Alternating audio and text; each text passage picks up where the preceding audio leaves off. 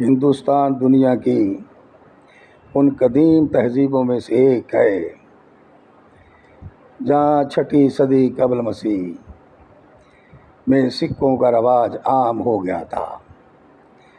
روپے لفظ کو روپا سے مشتق سمجھا جاتا ہے، جس کا مطلب چاندی ہے، اور سنسکرت زبان میں روپیکم کا مطلب ہے چاندی کا سکہ۔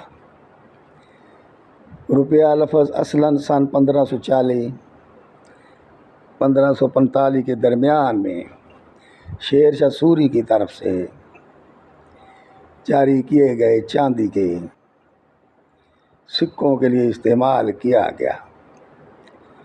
اصل روپیہ چاندی کا سکہ ہوتا ہے جس کا وزن 11.34 گرام تھا۔